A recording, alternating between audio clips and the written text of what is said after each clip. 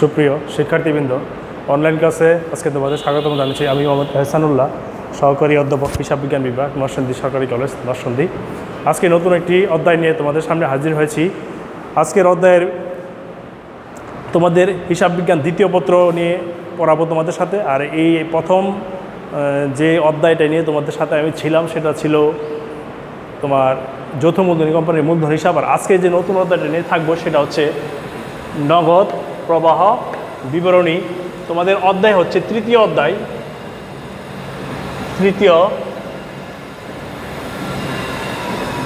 অধ্যায়, হ্যাঁ। এই নগদ প্রবাহ বিবরণী সম্পর্কে আজকে যে ক্লাসটা নিব সেটাতে তোমরা আজকে তাত্ত্বিক বিষয় কিছু আলোচনা করব, তারপরে আমরা একটা ব্যবহারিক অঙ্ক করার চেষ্টা করব। তো শিক্ষার্থী বন্ধুরা, তোমরা যারা ব্যবসা শিক্ষা শাখা থেকে এসেছো তোমরা জানো যে আমরা আর্থিক অবস্থা বিবরণী তৈরি করি। এই আর্থিক অবস্থা বিবরণীর বেসিক্যালি মূলত দুইটা প্রধান অংশ থাকে। একটা হচ্ছে আয় বিবরণী, আর একটা হচ্ছে আর্থিক অবস্থা বিবরণীর ও বিশ্লেষণ। তো এখানে আসলে একটি কোম্পানির বিভিন্ন আয় এবং ব্যয় সম্পর্কিত যে হিসাবগুলো নিয়ে তৈরি করি সেটা আমরা আয় বিবরণীর মাধ্যমে তৈরি করি। সেখানে আমরা লাভ অথবা ক্ষতি নির্ণয় করা হয়।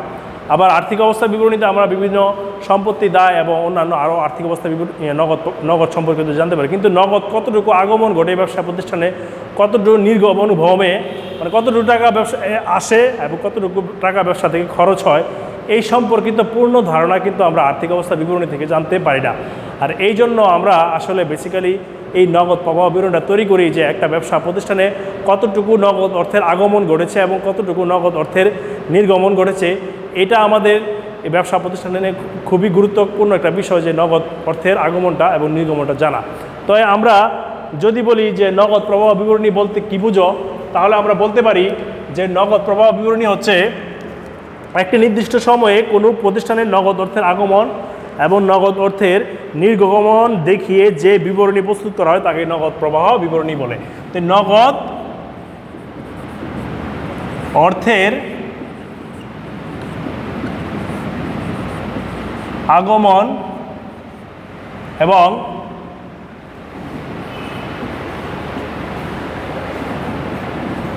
নগদ অর্থের নির্গমন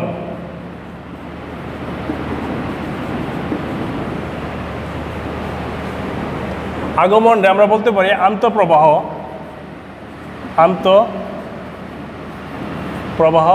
আর নির্গমনকে আমরা বলতে পারি বহিঃপ্রবাহ অথবা খরচ। এটাকে টাকার আয় বলতে পারি, আসা বলতে পারি, টাকা নগদ অর্থে ব্যবসায় আসা, আগমন এগুলি বলি। তো নির্গমন দেখিয়ে যে বিবরণী প্রস্তুত করা হয় তাকে নগদ প্রবাহ বিবরণী বলে।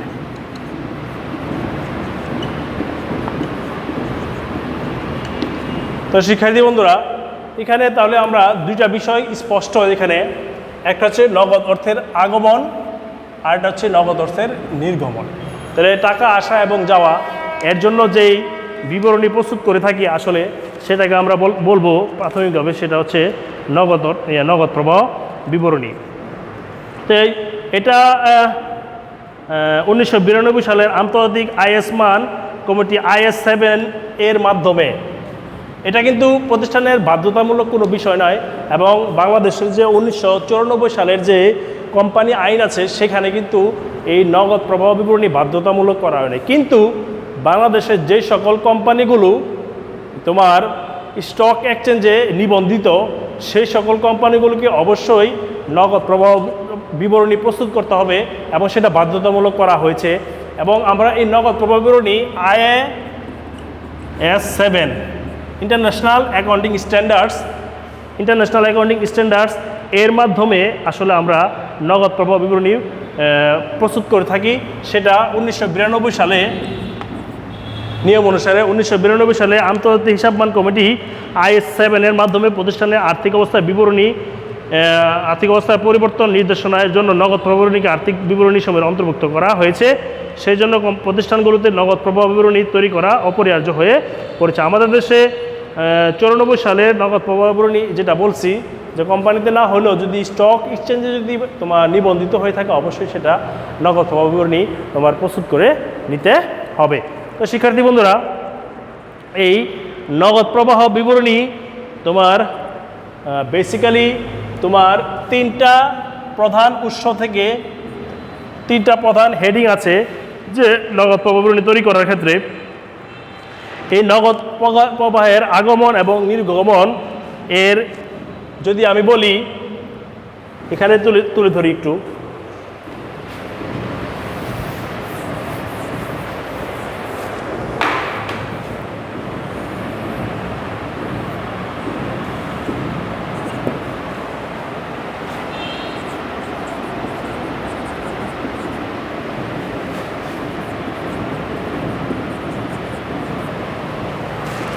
সেটা হতে পারে তোমার পরিচালন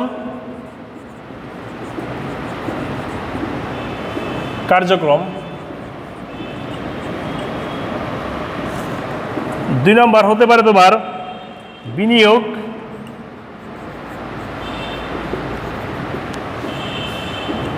কার্যক্রম, তারপরে হতে পারে তোমার অর্থায়ন কার্যক্রম,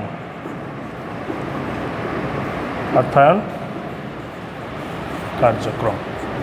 এই 3 ধরনের উৎস থেকে আসলে আমরা নগদ প্রবাহ বিবরণী প্রস্তুত করি। 3 ধরনের কার্যক্রম নিয়ে আমরা নগদ প্রবাহ বিবরণী তৈরি করি। তো এই পরিচালন কার্যক্রম ব্যবসা প্রতিষ্ঠানের যে দৈনন্দিন কার্যকলাপ পরিচালন করার জন্য যে কার্যক্রমগুলি পরিচালিত হয়ে থাকে এবং এর জন্য দৈনন্দিন কার্যকলাপ সম্পন্ন করার জন্য আমাদের কিছু নগদ অর্থের আগমন ঘটে, আবার কোনো কোনো ক্ষেত্রে নগদ অর্থের নির্গমন ঘটে। এর জন্য আসলে পরিচালন কার্যক্রম হয়ে থাকে আমাদের ব্যবসা প্রতিষ্ঠানে, যেমন বেতন প্রদান, নগদ ব্যবসার আয় খরচ, এগুলি আমরা আসলে পরিচালন কার্যক্রমের সাথে সম্পর্কিত। বিভিন্ন ধরনের খরচ হতে পারে, যেমন বেতন, মজুরি, এই ধরনের খরচ আছে। তারপরে আয়ের ক্ষেত্রে যদি বলি ক্রয়, বিক্রয়, নগদ বিক্রয়, এগুলি আমরা পরিচালন কার্যক্রমের সাথে সম্পর্কিত থাকব। এখন এখানে যদি আমরা বলি আগমন, তো এখানেও আমরা 2টা হেডিংয়ে ভাগ করে ফেলি। আসলে এটা আমরা রাখলাম, হেডিংগুলি রাখলাম, এটা আগমন দিলাম আর এটাতে নির্গমন দিলাম। এই যে 3টা কার্যক্রম, এই 3টা কার্যক্রমের একটাকে রাখলাম আগমন, আরেকটাকে রাখলাম নির্গমন। তাহলে আগমনের আমি যদি এটাকে ভাগ করি, কিছু কার্যকলাপ আছে, নির্গমনে কিছু কার্যকলাপ আছে, এবং অর্থায়নের এই যে 3টা কার্যক্রম, এই অর্থায়ন আমরা সেটা নিয়ে একটু আলোচনা করব। এখন নগদ প্রবাহ বিবরণীর যে উদ্দেশ্য আছে কিছু, সেই উদ্দেশ্যটা একটু বলে নিই আগে।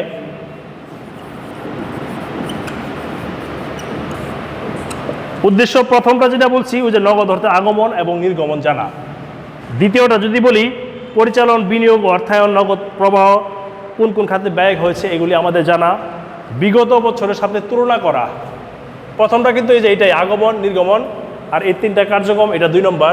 তাহলে আগমন ও আগমন বা নির্গমন, আর এই যে 3টা কার্যক্রম এটাকে বলা, এটা সম্পর্কিত জানা। 3 নম্বরটা হচ্ছে তুলনা করা। তুলনা করা কিসের সাথে তুলনা করা? বিগত যে অর্থ বছর আছে সেই অর্থ বছরের সাথে বিগত বছরগুলোর সাথে বর্তমান অর্থ বছরের নগদের তুলনা করা। বর্তমান ও ভবিষ্যৎ নগদ অর্থের সুষ্ঠু ব্যবস্থা নিশ্চিত করা। সুষ্ঠু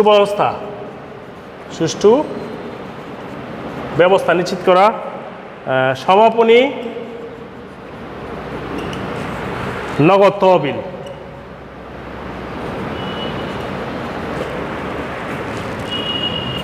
তহবিলের সত্যতা নিশ্চিত করা। তহবিলের সত্যতা।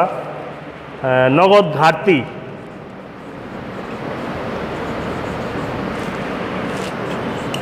এই যে এইগুলি জানার জন্য আমরা, এটা উদ্দেশ্য হচ্ছে এগুলি সম্পর্কিত জানা, এগুলি সম্পর্কিত জানা এবং বোঝা, এই জন্য আমরা এই নগদ প্রবাহ বিবরণী তৈরি করি। তো যেটা বলতেছিলাম যে পরিচালনা কার্যক্রমের কিছু আগমন হয়ে থাকে, যেমন পণ্য বা সেবা পণ্য বিক্রয় আর সেবা প্রদান, পণ্য বিক্রয় সেবা প্রদান নগদ হতে হবে। এগুলি বাকিতে কোনো লেনদেন কিন্তু এখানে চলবে না। যে কোনো ব্যবসাতে দুই ধরনের লেনদেন হয়, তোমরা জানো যে নগদ অর্থের লেনদেন হতে পারে, আবার বাকির অর্থের লেনদেন হতে পারে। বিক্রয় তোমার নগদ হতে পারে, সেবা নগদ হতে পারে, বাকিতে হতে পারে, কিন্তু বাকির কোনো লেনদেন এই নগদ প্রবাহ বিবরণীতে তোমার ইফেক্ট হবে না, এটা ভালো করে খেয়াল রাখবে। আর এই সেবা প্রদান এবং পণ্য বিক্রয় এগুলি নগদ হতে হবে। প্রাপ্য হিসাব হতে আদায়, প্রাপ্য হিসাব হতে আদায়, অগ্রিম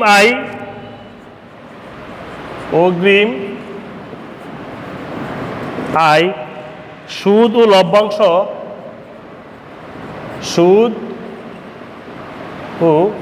লভ্যাংশ, প্রাপ্তি। আরও কিছু কার্যক্রম আছে, বীমা দাবির বিপরীতে নগদ প্রাপ্তি, এগুলি হচ্ছে নগদ অর্থের আগমনের ক্ষেত্রে হবে। আর যদি নগদ অর্থের বহির্গমন করে পরিচালনায়, যে পণ্য বিক্রয়ের বিপরীত পণ্য ক্রয়, প্রদেয় হিসাবকে পরিশোধ, যেমন প্রাপ্য হিসাব থেকে যদি আদায় হয় তাহলে এখানে হবে প্রদেয় হিসাবকে পরিশোধ, প্রদেয় হিসাবকে পরিশোধ, ঠিক আছে। পরিচালন খরচ,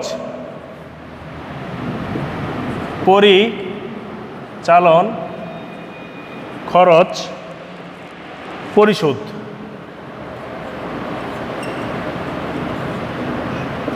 তারপর আছে যেমন ওই যে মজুরি, বেতন, আয়কর, ঋণী সুদ, এগুলো যদি আমি পরিশোধ করে থাকি তাহলে এখানে আসবে। তো এই আরও কিছু হয়তো থাকতে পারে। তো আমরা তোমাদের প্রাথমিক কিছু ধারণা দিয়ে দিলাম যে পরিচালন কার্যক্রম হতে যেই ধরনের আগমনগুলি ঘটবে এইগুলো, আর নির্গমনগুলি ঘটবে এগুলি। তাহলে এক কথা হচ্ছে এগুলি হচ্ছে আয়, নগদ আয়, আর এগুলো হচ্ছে খরচ, নগদ খরচ। আর বিনিয়োগ কার্যক্রম কোনগুলো? বিনিয়োগ কার্যক্রমের প্রথমটা যদি আমরা বলি, পুরাতন বা দীর্ঘমেয়াদী সম্পত্তি বিক্রয়, পুরাতন বা দীর্ঘ মেয়াদি সম্পদ বিক্রয়, ঠিক আছে। আচ্ছা, তারপরে বিনিয়োগ বিক্রয় হতে নগদ প্রাপ্তি, কোনো ধরনের বিনিয়োগ যদি বিক্রি করে দেই, বিনিয়োগ বিক্রি করলে হবে। তারপরে আছে তোমার শেয়ার ও ঋণপত্র নগদ বিক্রয়,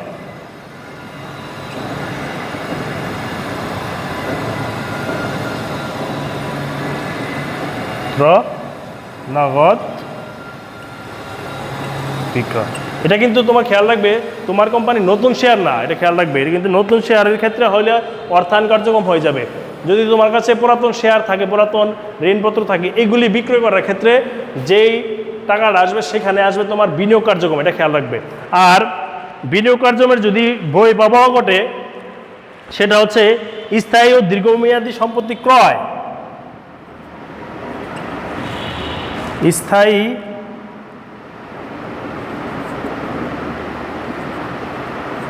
দীর্ঘ মেয়াদি সম্পদ ক্রয়। এখানে হচ্ছে বিক্রয়, এখানে হচ্ছে কি ক্রয়। তারপরে এখানে হচ্ছে তোমার ওই যে শেয়ার ও ঋণপত্র হতে নগদ প্রাপ্তি, আর অন্য প্রতিষ্ঠানের শেয়ার বা ঋণপত্র নগদ ক্রয়।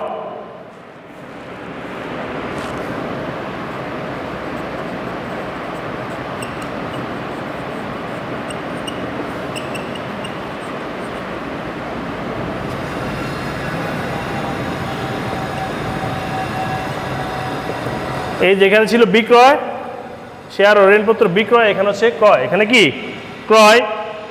আর অন্যান্য পক্ষকে যদি অগ্রিম বা ঋণ প্রদান, অন্যান্য পক্ষ যদি অগ্রিম বা ঋণ প্রদান করে থাকি। আর অর্থায়ন কার্যক্রম হচ্ছে একটা প্রাথমিক ধারণা দিয়ে যে অর্থায়ন কার্যক্রমটার সাথে বিনিয়োগ কার্যক্রমটার পার্থক্য হচ্ছে, অর্থায়ন কার্যক্রম হচ্ছে এমন এক কার্যক্রম যে কার্যক্রমের দ্বারা আসলে প্রতিষ্ঠানের এই তোমার মূলধন কাঠামোর পরিবর্তন হবে। কি হবে? মূলধন কাঠামোর পরিবর্তন হতে হবে, এটা হচ্ছে অর্থায়ন কাঠামো কার্যক্রম। এখানে যদি বলি সুতরাং হিসাব সমীকরণের মালিকানা সত্ত্বের পরিবর্তন হলে নগদের একমুখী পরিবর্তন হবে। তাহলে অর্থায়ন কার্যক্রমটা বোঝার ক্ষেত্রে সবসময় খেয়াল রাখতে হবে যে অর্থায়ন কার্যক্রমের দ্বারা তোমার মালিকানা সত্ত্বের পরিবর্তন হবে, খেয়াল রাখতে হবে। আর এখানে নতুন শেয়ার ইস্যু হবে। এখানে কি হবে? নতুন শেয়ার ইস্যু করার ক্ষেত্রে এই কার্যক্রমগুলি হবে যে এখানে যেটা বলছে প্রতিষ্ঠানের মূলধন এবং দীর্ঘমেয়াদী দায়ের সাথে যেসব কার্যক্রম জড়িত থাকে তাকে অর্থায়ন কার্যক্রম বলে। অর্থায়ন কার্যক্রম হতে যে নগদ প্রবাহ ঘটে থাকে তাকে অর্থায়ন নগদ প্রবাহ বলে। অর্থায়ন কার্যক্রম হতে নগদ প্রবাহের আন্তঃপ্রবাহের নিচে উল্লেখ করা হলো। শেয়ার বিক্রি হতে নগদ প্রাপ্তি, শেয়ার বিক্রি, এটা কিন্তু নতুন শেয়ার, খেয়াল রাখবে। শেয়ার, এটা নতুন লেখা দিই তোমাদের, নতুন শেয়ার বিক্রি, শেয়ার বিক্রি, ঋণপত্র বিক্রি, ঋণপত্র ও বন্ড বিক্রি ইত্যাদি, হ্যাঁ, অথবা ইস্যু, অথবা কি বিক্রি বা ইস্যু। আর অর্থায়ন কার্যক্রমের এখানে প্রথমটা যেটা আসে লভ্যাংশ পরিশোধ, নির্গমনের পরিশোধ, ঋণপত্র ও বন্ড, বন্ধকি ঋণ ইত্যাদি পরিশোধ। এখানে হচ্ছে কি ইস্যু, এটা হচ্ছে কি ঋণপত্র, তারপরে বন্ড ও বন্ড অথবা বন্ধকি বা বন্ধকি ঋণ নগদ পরিশোধ, নগদ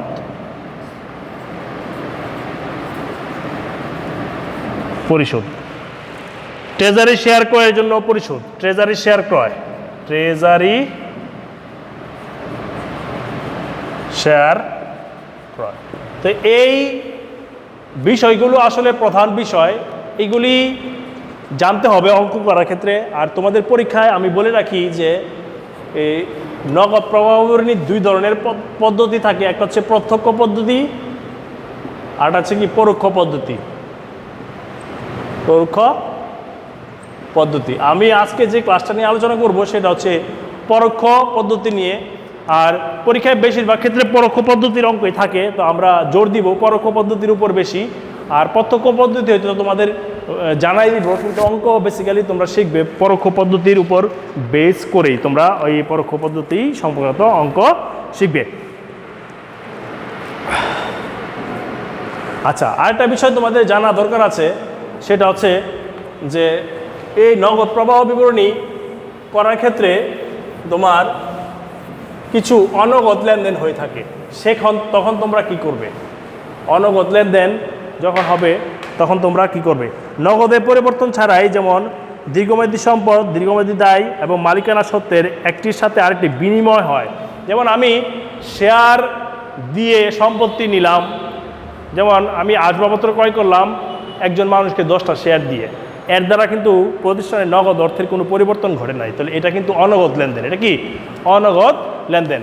এখন এখানে আমরা বলছি সম্পত্তি ক্রয় বিক্রয়, সম্পত্তি কি ক্রয় বিক্রয়, এক্ষেত্রে নগদ অর্থের আগমন ঘটে, নগদ অর্থের মাধ্যমে হতে হবে। কিন্তু যদি একটা সম্পত্তির বিনিময়ে আরেকটা সম্পত্তি আসে অথবা চলে যায়, এই যে আগমন নির্গমন ঘটতেছে এটা কিন্তু আসলে নগদ অর্থের আগমন নির্গমন না, সম্পত্তির আগমন এবং সম্পত্তির বহির্গমন ঘটছে একটা সম্পত্তির বিনিময়। এটা কি বিনিময়। এই সকল লেনদেনগুলি আসলে অনগদ লেনদেন। এই অনগদ লেনদেনগুলি তাদেরকে অনগদ বা বিনিয়োগ অর্থায়ন কার্যক্রম বলে। আর এই সকল অনগদ বিনিয়োগ অর্থায়ন কার্যক্রম নগদ প্রবাহ বিবরণীতে দেখানো হয় না। যেমন ঋণপত্রকে শেয়ারে রূপান্তর, আমি ঋণপত্রকে যদি শেয়ারে রূপান্তর করি এটাও একটা অনগদ লেনদেন। তো এখানে আমি বলতে পারি অনগদ লেনদেন।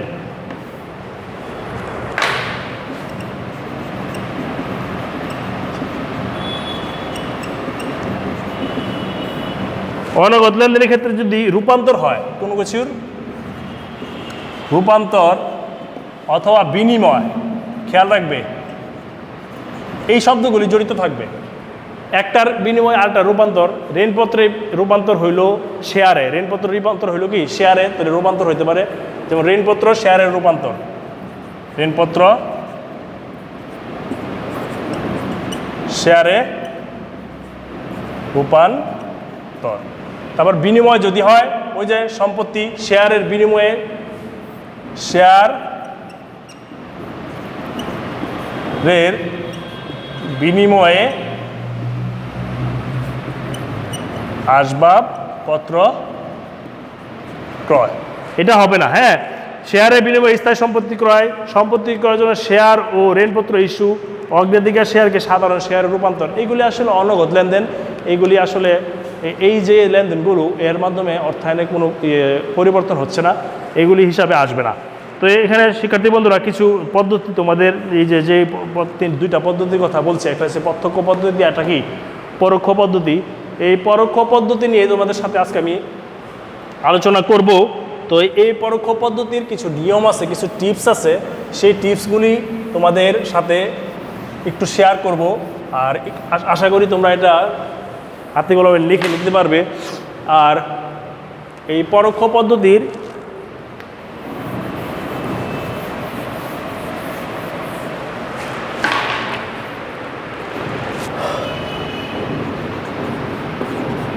পরোক্ষ পদ্ধতি, এই পরোক্ষ পদ্ধতির আসলে এই প্রত্যক্ষ এবং পরোক্ষ এই দুইটা পদ্ধতির এই যে তিনটা কার্যক্রমের কথা বললাম, পরিচালন কার্যক্রম, বিনিয়োগ কার্যক্রম, অর্থায়ন কার্যক্রম, এই তিনটা কার্যক্রমের এই বিনিয়োগ কার্যক্রম এবং অর্থায়ন কার্যক্রম প্রত্যক্ষ প্লাস পরোক্ষ এই দুইটার নিয়ম একই থাকবে। এই ক্ষেত্রে প্রত্যক্ষ প্লাস পরোক্ষ এই দুইটার ক্ষেত্রে 2 নম্বর এবং 3 নম্বর। কিন্তু পরিচালন কার্যক্রমে প্রত্যক্ষ এবং পরোক্ষ কার্যক্রমের দুইটা পার্থক্য দুইভাবে তৈরি করা হয়। তো আমরা যেহেতু আজকে পরোক্ষ পদ্ধতি নিয়ে আলোচনা করব, তাহলে এই পরিচালন কার্যক্রম আমরা কিভাবে দেখাবো এখানে সেটা নিয়ে আলোচনা করব। আর এখানে প্রথম যে বিষয়টা আমাদের থাকবে সেটা হবে প্রথমে অনগদ লেনদেন সমূহ নিট মুনাফা থাকবে। এখানে কি থাকবে তোমাদের প্রশ্নে? নিট মুনাফা থাকবে, এর সাথে কিছু যোগ বিয়োগ হবে। এর সাথে কি হবে? কিছুর যোগ বিয়োগ হবে। এই যে অনগদ খরচ সমূহ, যেমন অপচয়, অনগদ কিছু খরচ আছে লেনদেন খরচ, যেমন অপচয়, অবলোপন, নিঃশেষকরণ, এগুলি কি হবে? এখানে যোগ হবে। যোগ হবে অনগদ খরচ সমূহ, অনগদ খরচ সমূহ লিখে রাখো তোমরা যদি। অনগদ খরচ কি কি? এই যে অপচয়, তারপরে তোমার ওই যে অবলোপন অথবা নিঃশেষকরণ,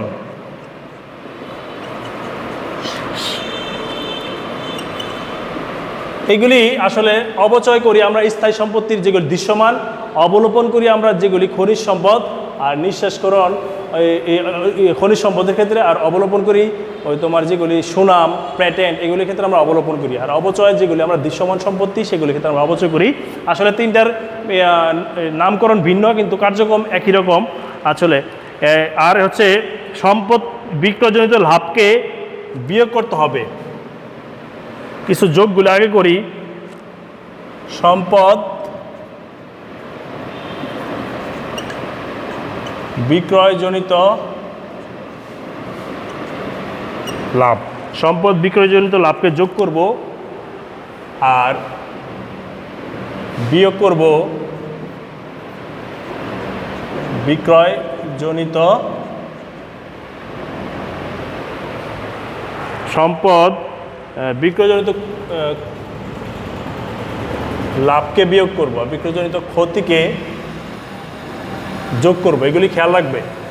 লাভ কি করব? বিয়োগ। ক্ষতি কি করব? কি? যোগ। সম্পদ বিক্রয়জনিত লাভ বিয়োগ হবে, আর প্লাস বিক্রয়জনিত ক্ষতি হলে সেটা যোগ হবে সম্পদ। আচ্ছা গেল এটা 1 নম্বর, এটা 2 নম্বর, এটা 3 নম্বর দিয়ে রাখি তাহলে সুবিধা হবে। 3 নম্বরটা যেটা নগদ একটি সম্পদ, তাই হিসাব সমীকরণে যে অন্য সকল সম্পদের সাথে নগদের বিপরীতমুখী সম্পর্ক হবে। চলতি সম্পদ কমলে নগদ বাড়বে। চলতি সম্পদ, তাহলে চলতি সম্পদ লেখো, চলতি সম্পদ বাড়লে বিয়োগ আর কমলে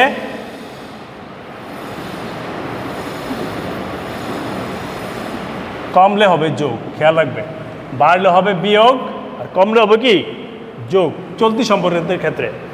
আর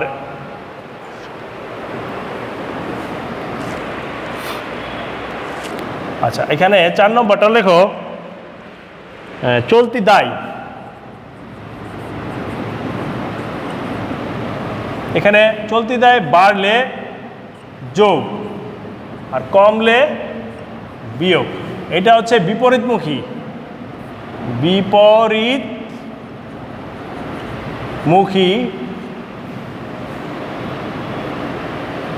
সম্পর্ক, আর এটা একটা সমমুখী সম্পর্ক। মানে চলতি সম্পদের ক্ষেত্রে চলতি সম্পদ বাড়লে হবে বিয়োগ, কমলে হবে কি যোগ। চলতি দায়ের ক্ষেত্রে তোমার বাড়লে হবে, এখানে লেখা দেই, বাড়লে এটা কমলে, বাড়লে হবে যোগ, কমলে হবে কি বিয়োগ। মানে সমমুখী সম্পত্তির ক্ষেত্রে চলতি সম্পত্তির ক্ষেত্রে সমমুখী আর চলতি দায়ের ক্ষেত্রে বিপরীতমুখী। এটা একটা খেয়াল রাখবে, ঠিক আছে শিক্ষার্থী বন্ধুরা, এটা একটা নিয়ম। আর এই যে পরিচালন ছাড়া যে বিনিয়োগ কার্যক্রমগুলো আছে এগুলি আসলে যেভাবে আছে, এই যে দীর্ঘমেয়াদী সম্পত্তি যখন বিক্রি করব, যোগ করব, এগুলি তোমার মুখস্থ রাখলে আশা করি তোমাদের পারবে। তো শিক্ষার্থী বন্ধুরা, আমরা একটাই অঙ্কে চলে যেতে চাচ্ছি, সেই অঙ্কটা নিয়ে তোমাদের সাথে আলোচনা করব। এখন এই আজকে যে অঙ্কে যাওয়ার আগে তোমাদের বলে রাখি যে আজকে যে ক্লাসটা নিয়ে আলোচনা করছি, তোমাদের আসলে এই নগদ প্রবাহ বিবরণীর এই নিয়মগুলি ছাড়া তোমরা অঙ্কে যেতে পারবে না। তাহলে এখানে অবশ্যই তোমাদের কি এই নিয়মগুলি আগে মুখস্থ করে নিতে হবে। এই 3টা কার্যক্রম কিভাবে আমরা করিয়েছি সেই 3টা কার্যক্রম সম্পর্কে আলোচনা তোমাদের করেছি। আর অঙ্ক করার ক্ষেত্রেও কিছু নিয়ম আছে। এখানে এই যে পরিচালন কার্যক্রমের সাথে এগুলি তোমাদের প্রথম একটা ফরম্যাট আছে, সেই ফরম্যাটটা যদি আলোচনা করতে যাই তাহলে এখান থেকে একটু হালকা আলোচনা করে দিতে পারি। এগুলি আমরা একটু হালকা একটু মুছলাম। শিক্ষার্থী বন্ধুরা, এখানে একটা পরোক্ষ পদ্ধতি খেয়াল রাখবে, নগদ প্রভাবটা মুছে ফেললাম জাগার জন্য, ঠিক আছে। যদি একটা অঙ্কের ফরম্যাটের কথা বলি পরোক্ষ পদ্ধতির, এখানে প্রথমে লিখতে হবে, যেমন এটা যদি একটা ঘর হয়, এটাকে আমরা ঘরের ভিতরে নিয়ে গেলাম, এই একটা ফরম্যাট, ঠিক আছে। এটা টাকায় নিয়ে গেলাম, টাকা, এটাও টাকা, ঠিক আছে।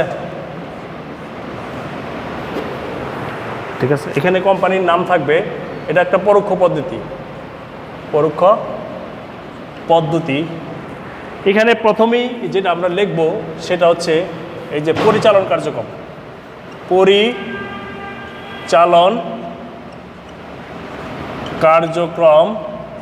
থেকে নগদ প্রবাহ।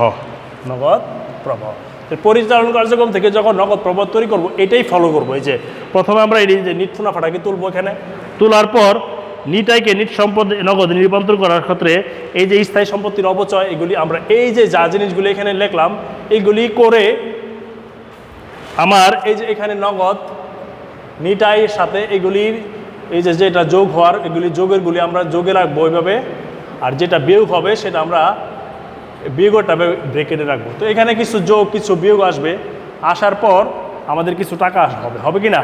হবে। তো এখানে শিক্ষার্থী বন্ধুরা একটু খেয়াল রাখো, আমি এটা মুছতেছি না, বোঝানোর ক্ষেত্রে তোমাদের এই ফর্মেটটা দিয়েই বুঝাই ফেলতেছি একসাথে।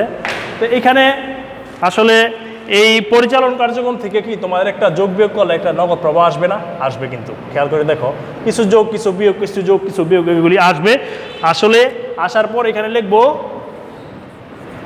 পরিচালন কার্যক্রম হতে নিট নগদ প্রবাহ। পরিচালন কার্যক্রম হতে নিট নগদ প্রবাহ হচ্ছে এই যে এটা যেটা বাইর হলো আর কি, এটা এখানে থাকবে। ঠিক আছে, আসলে এই ঘরটা আসলে এদিকে দিলে ভালো হয়। এখানে তোমার এই নগদ টাকাটা থাকলো এখানে, আর এখানে কিছু যোগ কিছু বিয়োগ, এখানে যোগ বিয়োগ করার পরে যেটা আসবে সেটা আমরা এখানে নিয়ে আসবো। যদি যোগের হয় যোগের, আর যদি বিয়োগের হয় বিয়োগের তুলে হলে ব্যাকেটে রাখবো। ঠিক আছে, বোঝা গেল? তো এখানে আবার এখানেও যোগও আসতে পারে, আবার বিয়োগও আসতে পারে। ঠিক আছে, যোগও আসতে পারে, বিয়োগও আসতে পারে। এটা যোগ বিয়োগ দুইটাই আসতে পারে, যোগও আসতে পারে, বিয়োগও আসতে পারে। হ্যাঁ, যোগের হলে যোগের লিখবো, বিয়োগ হলে কি বিয়োগ লিখবো। ঠিক আছে, তো এখানে তুলবো। তোলার পর আমাদের পরবর্তী যেটা থাকবে বিনিয়োগ কার্যক্রম। এই যে যেটা এটা শেষ, তারপরে লিখবো এটা মনে করো আমরা ধরে নিলাম 1 নম্বর, 2 নম্বর লিখলাম বিনিয়োগ কার্যক্রম হতে নগদ প্রবাহ। এটা পুরো একটা ফরম্যাট তোমাদের বলছি। এই যে এইগুলি যোগ বিয়োগ হবে তখন, এই যে এইগুলি তো ছিল বিনিয়োগ কার্যক্রমের, এই যে এটাও ছিল আর এটা ছিল, তো এইগুলি হলে যোগ হবে, এগুলি কি হলে বিয়োগ হবে। তো এটাও সেম, এখানে যদি আমি ঘরটা একটু বাড়াই দেই, হ্যাঁ এগুলি যোগ করব আর এগুলি বিয়োগ করব। তো যোগ বিয়োগ এইভাবে কিছু আসবে এখানে, বুঝতে পারছো কিনা দেখো। তো এখানেও কিছু যোগের আসতে পারে, বিয়োগের আসতে পারে। তাহলে এখানে লিখবো কি বিনিয়োগ কার্যক্রম হতে নিট নগদ প্রবাহ। আবার সেম এখানে আবার লিখবো 3 নম্বর অর্থায়ন কার্যক্রম হতে নগদ প্রবাহ। এটা কিন্তু লিখবো বিনিয়োগ কার্যক্রম থেকে নিট নগদ প্রবাহ যেটা বাইর হবে, বিনিয়োগ কার্যক্রম হতে নিট নগদ প্রবাহ, এই যে যেটা এটা বাইর হলো আর কি। ঠিক আছে শিক্ষার্থী বন্ধুরা, তো এখানে অর্থায়ন কার্যক্রমের এই যে এই বিষয়টা, এটা আর এটা, এগুলি হবে কি যোগ আর এগুলি হবে কি বিয়োগ। আর এটার ক্ষেত্রেও এটা যোগ আর এগুলি কি হবে বিয়োগ হবে। সহজ করে দিলাম, এই যে নিয়মগুলি শিখাইছি সেই নিয়ম অনুযায়ী এই ফরম্যাটগুলি বাইর হবে। তো এখানেও তো সেমভাবে কিছু এই অর্থায়ন কার্যক্রমের কিছু যোগ বিয়োগ হবে না, যে এই যে যেগুলি যোগের ছিল এগুলি যোগ লিখলাম, আগমন যেগুলি আগমনীগুলি যোগ হবে, আর বইয়ের গমনগুলি কী হবে বিয়োগ হবে। তাহলে এখানেও কিছু মনে করো এটা ছিল 10,000, মনে করো এটা ছিল তোমার 15,000 সাপোজ, হ্যাঁ, আর এটা ছিল 10,000, এটা প্লাসেরই মনে করো, আর এটা হয়ে গেল তোমার মাইনাসের 5,000। ঠিক আছে, নিট নগদ প্রবাহ যেটা বাইর হবে, যে বিনিয়োগ কার্যক্রম হতে নিট নগদ প্রবাহ, আর এটা হবে অর্থায়ন কার্যক্রম থেকে অর্থায়ন কার্যক্রম হতে নিট নগদ প্রবাহ। তো এটা মনে করো যে 5,000, তো এখানে আসলো 15 সাথে 10 যোগ করলাম, এটা নগদ, এটার সাথে এটা 15 কী করলাম যোগ করলাম 25। আবার এই বিনিয়োগ কার্যক্রম যে আবার ধরলাম এটা 5,000 নগদ, আর এটা কিলো এই যে 15 আর 10 কত তোমার 25, 25-এর সাথে আবার যোগ দিলাম কত 30 থেকে আবার 5 বাদ দিলাম, তাহলে আসবে কত 5,000। আসবে কি 5,000। এই হচ্ছে তোমার এই নগদ প্রবাহ, নগদ টাকার নিট বৃদ্ধি। এই তোমার সরি এখানে 25,000, যেহেতু এখানে 15 আর 10 25, 25 আর 5 30 থেকে আবার 5 বাদ দিলে 25, তাহলে 25 আসবে। এখানে যে ফরম্যাটটা সেটা হচ্ছে নগদ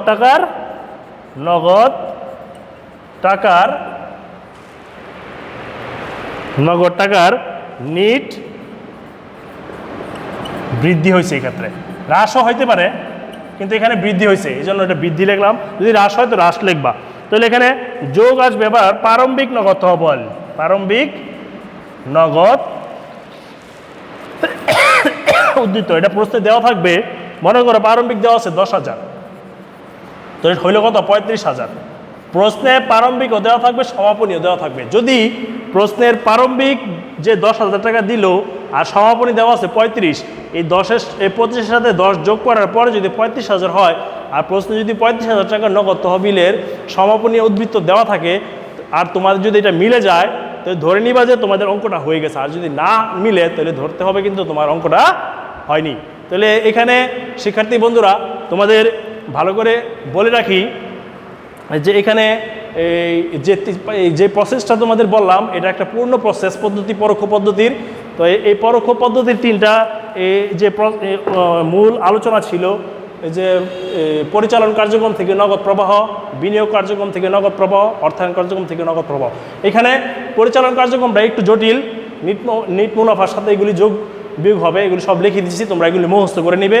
এগুলি মুখস্থ করলে অঙ্কটা করতে পারবে, এই নিয়মগুলি মুখস্থ অবশ্যই লাগবে। আর তখন আমরা বুঝে বুঝে করতে পারবো, এগুলি মুখস্থ থাকলে আমরা বুঝে বুঝে করতে পারবো। তো এখানে বিনিয়োগ কার্যক্রমে কিছু যে এগুলি যোগ হবে, আবার কিছু বিয়োগ ছিল, যে প্রথম দিকে যেগুলি বলেছি সেগুলি যোগেরটা যোগ তুলবো, বিয়োগটা বিয়োগ নিয়ে আসবো। আবার অর্থায়ন কার্যক্রমে কিছু যোগ হবে, আবার কি হবে কিছু বিয়োগ হবে। তারপরে এগুলি যোগ বিয়োগ করবো প্রারম্ভিকের সাথে, পরিচালন যোগ বিয়োগ হতে পারে, যোগ বিয়োগ হওয়ার পরে এই নিট নগদ প্রবাহ আসলো 25,000 ধরে নিলাম, কাল্পনিক চিত্র। আর প্রারম্ভিক আছে 10,000, সব মিলে কত 35,000। তো শিক্ষার্থী বন্ধুরা আজকে এই এতটুকুই থাকুক। আগামী ক্লাসের নিমন্ত্রণ জানিয়ে তোমাদের কাছ থেকে আজকে আমি বিদায় নিচ্ছি। সবাই ভালো থেকো, সুস্থ থেকো, এই বলে তোমাদের কাছে আমি বিদায় নিচ্ছি। আল্লাহ হাফেজ।